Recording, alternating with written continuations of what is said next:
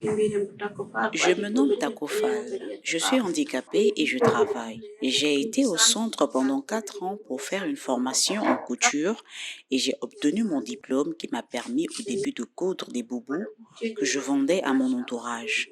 Mais ça n'a pas marché. Du coup, j'ai pensé à ouvrir un magasin de vente de friperies dans lequel j'ai investi 60 000 ouguiyas. Mais ça marchait en dents de scie. Mon entourage m'a conseillé de me lancer dans l'alimentation générale. C'est grâce aux bénéfices tirés de la vente de la friperie que j'ai ouvert cette boutique. Là, je gagne bien ma vie maintenant. C'était difficile, mais je rends grâce à Dieu. S'il y a des choses que je regrette, c'est le fait de ne pas avoir étudié. Parce que parfois, si j'ai un client qui vient faire un prêt, je ne peux pas écrire ni son nom, ni nommer la marchandise objet du prêt. Je sais juste écrire le montant.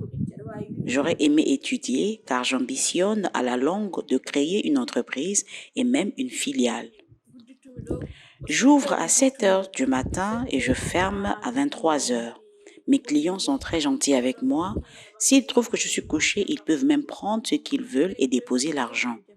Je rends grâce à Dieu pour cela. C'est difficile de rester assise de 7 heures à 23 heures, mais quand même je fais avec.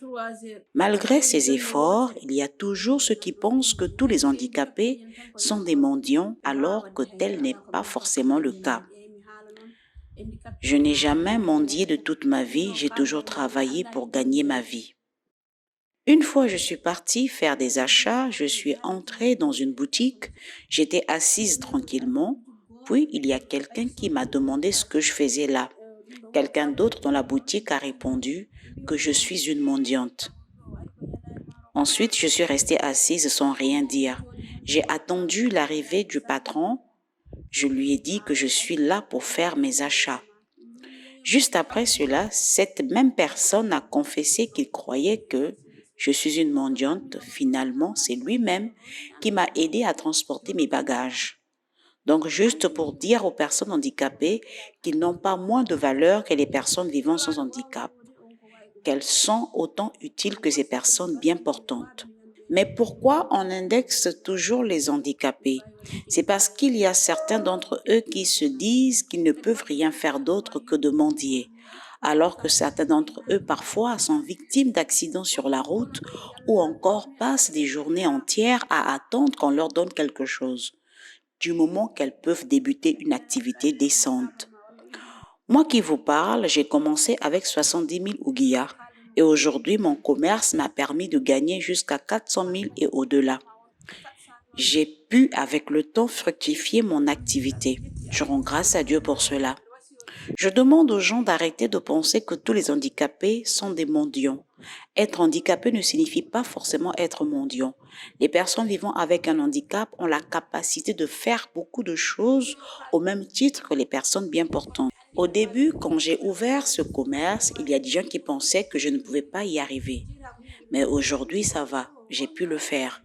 Maintenant, ce sont eux qui viennent dans ma boutique s'approvisionner. Pour finir, les autorités, les particuliers aussi, doivent prendre en compte notre présence dans la société.